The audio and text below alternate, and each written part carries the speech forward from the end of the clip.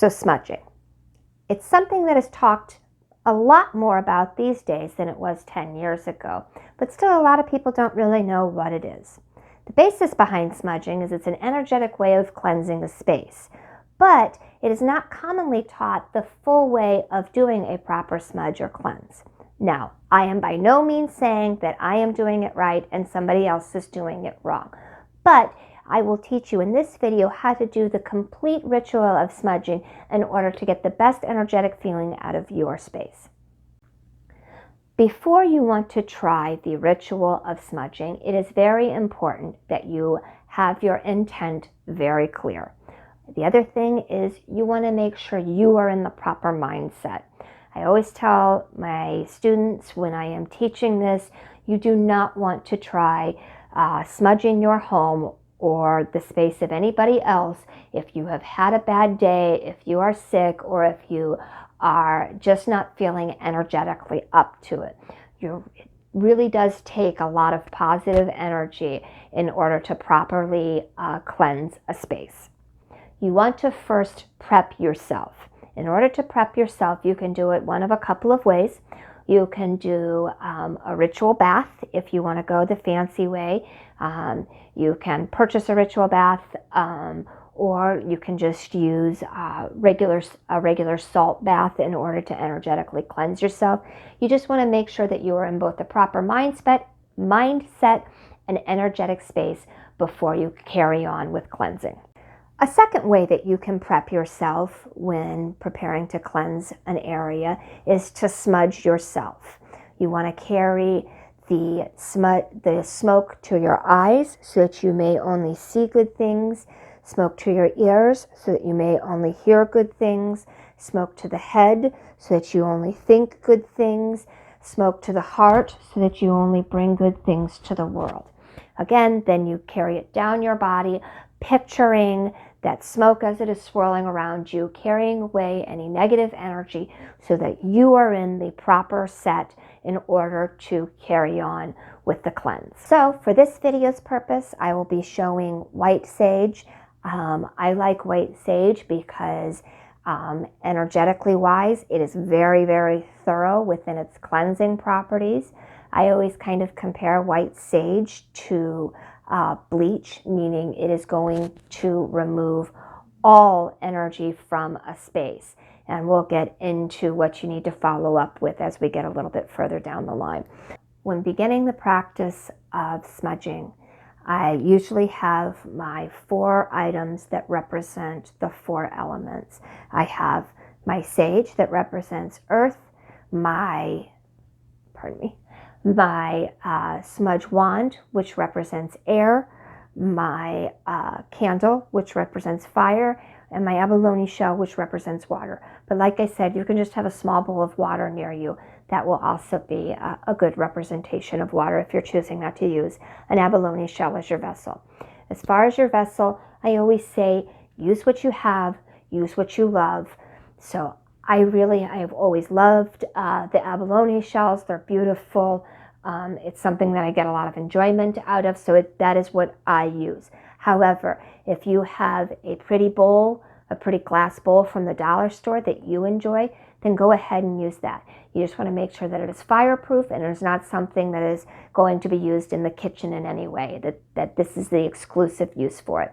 Another thing which I don't have in here, but I always recommend, especially when you have a pretty new abalone shell like this, is that you fill your shell with either some sand or some gravel, something that you can put in the bottom of your shell so that, one, it will help protect both the shell and whatever is beneath it from the heat, as well as when you are finished with your smudge bundle, it's a nice way to stamp out your sage in order to stop it from smoking, and then it will be useful for the next time that you want to sage.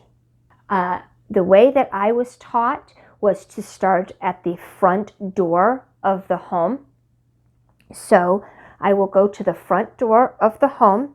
I will light my, this is again a fancy blessed tea light candle, but use what you have, use what you love. So I will light my candle, And again, I'm not trying to, when I'm doing somebody else's home or my own home, I'm not trying to walk through and hold all of this stuff at once. You know, I will set the candle down and things like that. So when I am just getting started, I take my candle, I will light my candle. For today's video purposes, we're going to have to imagine just a little bit, because I just didn't want to get everything lit and going and all of that. So you take your candle and you hold your sage at about a 45-degree angle. This will catch the entire top portion of the sage on fire. You want it to get going. You really want it to completely catch the entire top of the bundle on fire. Then you can either blow or kind of wave it out in order to get the flames gone. And then it will continue to smoke. One of the things that is a very common mistake within smudging a space is that people kind of walk around and just do this, thinking that that is going to completely cleanse an area. In order to completely cleanse an area, you really want to fill it up with smoke. You want a lot of that smoke to fill the corners, fill underneath furniture. Before you start this, I always recommend that you go open as many doors, drawers, cabinets internally as you are comfortable with.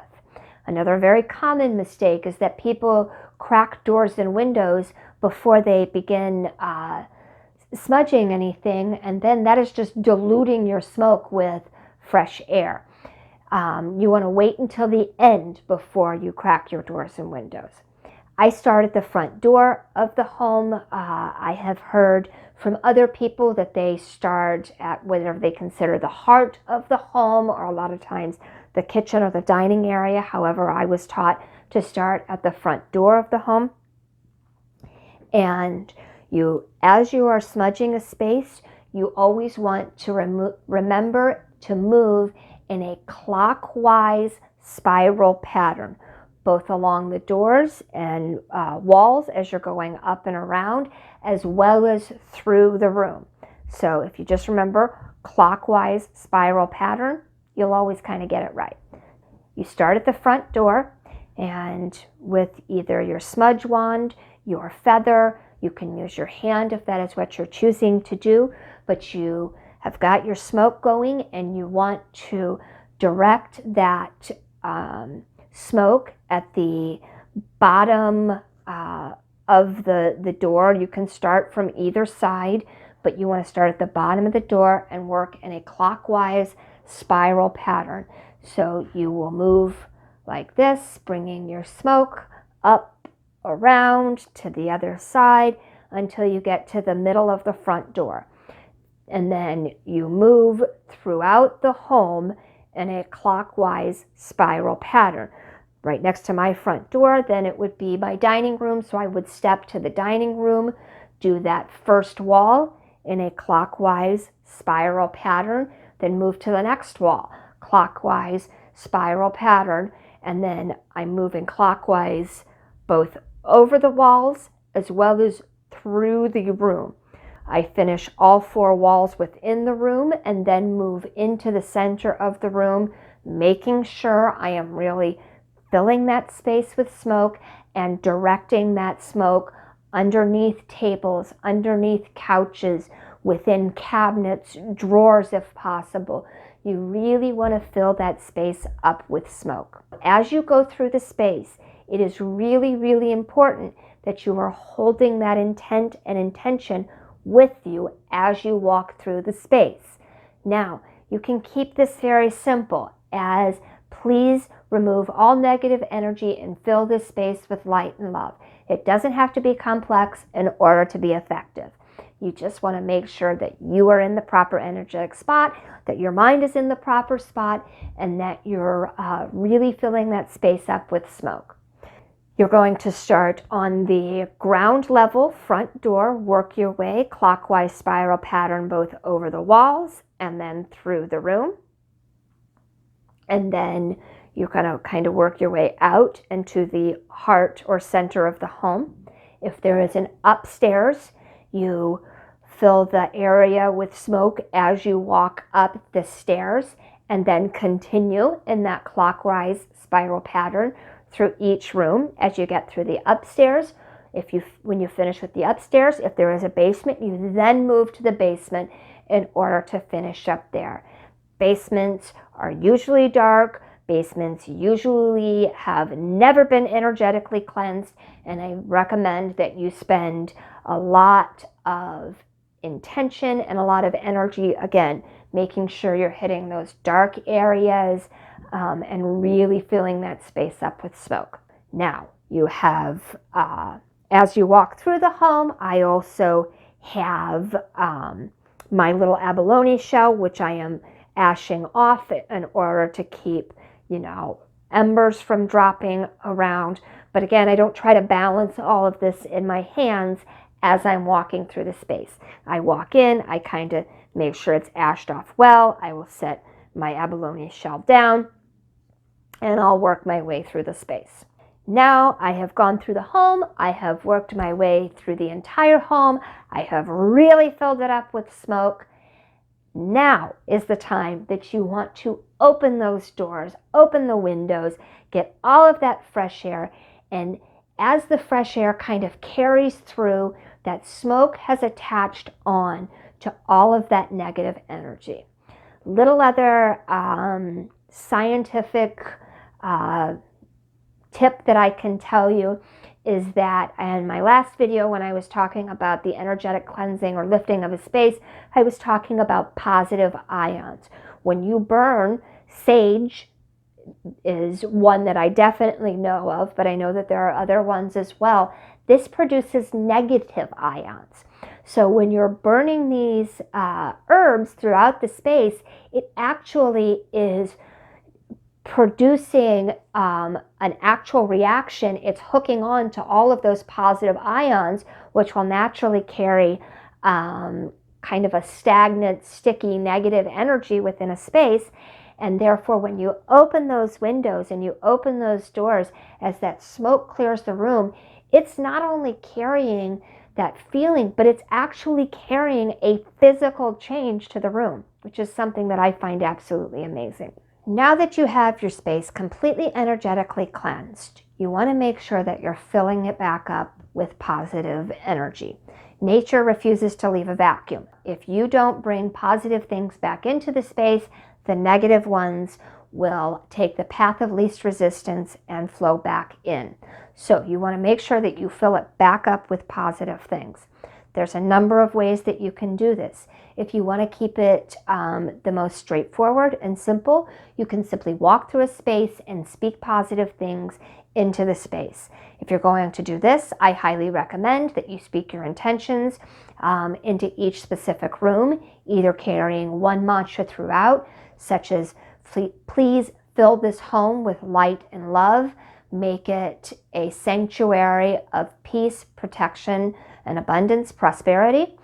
As you go throughout, or you can go room by room saying things like, please make this room a room of relaxation and rejuvenation for the bedroom.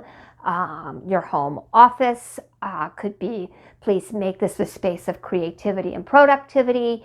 The living room of the home could be, please make this be a space of entertainment and family togetherness. Whatever you choose to do, just walk around and make sure you speak it loud and really fill that space with the feeling that you're carrying with you. A secondary way, and the way that I do when I'm going in to cleanse a space or even within my own home, I like to use either sweetgrass or tree resins. The couple that I have here with me today are, this is myrrh, which a lot of people have heard about from biblical terms. This is white copal. I have it here from, this is from my apothecary, but this is, my large amount. And as you can see, it is just, it kind of looks like a little rock. The way that you can use these, either you can use frankincense, myrrh, white copal, There's a variety of other ones, dragon's blood, sweet myrrh, all sorts of things. I really like these. They all have a slightly different feel, and I'd highly recommend that you do your research before you choose which one to use. I like white copal because it has a nice lifted yet still clean feeling. Myrrh works really well to have this kind of warm, protected feeling. I tend to change these up depending upon the seasons. I do an in-depth cleansing of my own home about 3 times a year. So in the summertime or spring, I will use a white copal, whereas in the fall or winter time, I'll use something like myrrh, just because that's the feeling that it gives to the space. So in order to use these, this is a charcoal disc. Again, some people will have heard this stuff, but some people this will be completely new to. How these work is you're going to take your charcoal disc and you're going to take your candle that you have kept around you and burning throughout this way, and you're going to light it from the top. When you light it, this area right here will begin to sparkle and kind of, starts to light up. You are then going to set it in your abalone shell.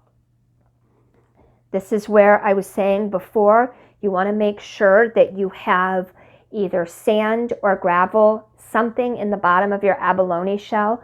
One, it's going to protect it from the heat of the charcoal disc sitting right on it, which will discolor it. And 2, it'll give it a little bit more buffer from the bottom so that the heat doesn't spread into the bottom quite as easy. This still will get hot. Do not hold it in your hand. It will burn you. It will not be fun. It will not be energetically good. So place this, you can either place it on a stand. This is the one that I happen to have. A stand like this in order to set it up in the room. Or if you want to place a different bowl or something like that underneath it in order to give it some buffer. But this is really nice, if you want to set it in the middle of a space, then you can set it there. So you want to leave it for about, after you have lit your charcoal disc, you want to leave it for about 10 minutes, and the top of it will start to turn very similar to a charcoal gray, or to a charcoal grill. It will turn a gray color, and that is how you know when it is ready for whatever resin you're choosing to use. You then drop this on top of there, and it will begin to smoke. When you are using this method, as it smokes, you'll get, maybe 10 to 15 minutes, depending upon the size of the piece that you're using. And then you want to carry this throughout the house. Again, not on your hand, but whatever you're using as a buffer, you're going to carry this around. And you're just going to move, again, kind of throughout the house. Now, for this step, you do not have to crawl around on your hands and knees and get to every corner and things like that. This is more of a light glide through the home. As you are gliding through the home, again, keep that intention very close to both your mind and your heart as you're moving throughout. Speak it out loud if you are comfortable with that. It's a good way. It, one, keeps it at the forefront of your mind, but it also, as you put the words out, it then fills the space. So you're walking around, you walk through the space with whatever resin or whatever you're choosing to fill the space with, the positive energy. Again, work in a clockwise spiral manner throughout the rooms, throughout, the ground floor, upper floor if you have one, basement if you have one as well. A second way that you can choose to use these resins around your home in order to fill the space with positive energy is by using an oil warmer like this. You just basically, mine's still full, so I've got to be kind of careful with it. So you basically take a little bit of oil, whatever oil you have in your kitchen, canola oil, olive oil, sunflower oil, almond oil, anything that you've got that you would use within traditional cooking is perfect. Do know that olive oil and things like that will put off a little bit of a scent. That's why it's nice to use something like a sunflower oil, or if you don't want that scent. But you add just somewhere between a teaspoon and a tablespoon to the top of that, and then you drop this in there and light your oil warmer. This will this will then burn down, and the oil will actually thicken with the resin. But the nice part about this is it lasts an extremely long time. It's kind of like a DIY natural fragrance oil that you can use from these, and it smells amazing. It has a very different smell than when you're burning it on the charcoal. Both smell wonderful, but this will last a really, really long time. I mean, I think you can get 3 or 4 days of continuous burning if you just keep replacing your tea light candles in here. So now you have cleansed your space of all of the negative energy. You've filled it back up, either using your words of intention or by using a resin of some sort, either in the charcoal form or in the oil form. If you're going to do the oil form, I always recommend you take your oil burner, you set it in the heart of the home and leave it there for an hour while you kind of walk around and speak your intent in order to fill that space with positive energy.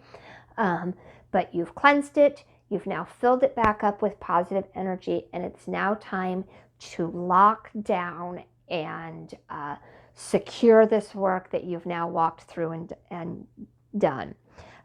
This right here, this is just a little bundle. Again, this comes in my kits, but you can find them in many different places. These are cedar wood braids. They are a lacquer paper, cedar wood powder, and cedar wood oil that are infused into a braid. This right here, this is Palo Santo. These are both very, very good. Any of your wood incenses are very, very good for grounding energy and locking in that positive feeling. So the one thing I will say about Palo Santo, if you're going to choose to purchase Palo Santo, make sure you are getting it from someplace that is responsibly sourcing it. Palo Santo is unfortunately a limited resource on our planet. It is a holy wood of Ecuador. Those who are doing it appropriately will harvest fallen trees that they then chop up into the little sticks. However, those who are not doing it properly are cutting down trees that are still alive and producing more seeds and things like that. So please make sure that you're getting it through a responsibly sourced resource before you purchase it. Another thing is it is also something that's commonly faked. So they will take some other type of wood and drop Palo Santo oil onto it. So just make sure you go through and do your research before you purchase Palo Santo through anybody. The cedar wood braids, they can either be made or purchased, or you can use cedar wood sticks, anything like that. This is going to be a very similar manner to which you went through your home in order to raise the vibration back up. Again, you're not crawling around in little corners and things like that. It's more of a light glide, keeping your intention at the forefront of your mind and your heart and filling that space up. As you're doing this, you're picturing kind of that white light coming down around the home, locking in this positive energy and sealing in the space to keep out negative things. Now you've really completed the ritual. There is a number of things that you can do in order to kind of keep that energetic feeling. I tell people you shouldn't need to go through and do this in-depth way of cleansing really, really frequently unless you have something really negative going on within a space. You can do, as what I say, kind of pick-up cleansings, which is where you can just use either just a sprig of dried white sage or any of the other herbs that you choose to use, or just light your bundle a little bit and kind of go around. If you've had a really bad day, one of the things that I always recommend before stepping into specifically your own home, is if you have had a bad day or you've been around negative people, kind of step onto your front porch or before you walk into your space and stomp your feet up. Take a deep breath, kind of picture all of that washing off of you and being left outside your home. In my last video, I talked a little bit about selenite. This is just a self-cleansing crystal that is a nice thing that I like to keep by my front door so that if somebody's carrying something negative, that it won't stick within my space. Because I have it here and it comes out of my little kit. This right here is a blessed salt. These things are really nice for scattering in front of your doors and windows in just a small amount. You can use either white salt or this is my specific black salt. I always tell people white is really good for drawing things to you. Black is really good for pushing things away. So if you have really negative neighbors or an in-law you don't want around or something that you're trying to keep out of your home, that's good to use black salt. The white salt is really good for when you're spreading it along your doors and windows. It will not only keep out, just general negativity, but it will also, when you're doing it, you want to think of the different manifestations and things like that that you're trying to bring into your home, and it will help keep it both protected as well as draw those things to you. Other things is you just want to be protective of your space. As I have mentioned previously, try to encourage family members to keep conversations positive. Make sure you are limiting fear-based news and television or anything else that is going to bring negativity within a home. What I want you to take away from this video is that when you go through and smudge a space, one, you want to really fill it up with smoke so that you know it's attaching on to all of those negative things. Then empty out the smoke. You then want to make sure you're filling it back up with positive energy and then doing something in order to kind of lock it down and keep all of the work that you've just done in order to keep the space energetically clear and healthy. So everything that I pulled today and was showing you came out of my home blessing kits that I sell on my website, yourblissfulspace.com. There is a variety of ways that people do this practice. I am by no means saying that my way is right and anyone else's way is wrong. This is just the way that I was taught to do it. And in order for it to be a complete cleanse, you want to make sure that you're cleansing it, filling it back up, locking it down, things like that. If this video taught you anything today, please give it a thumbs up. Ask me any questions that you have about energy, manifestation, law of attraction. All of that stuff will be coming up in future videos. I do new videos each week, and I look forward to seeing you in the future. Thank you so very much. Have a wonderful, wonderful day.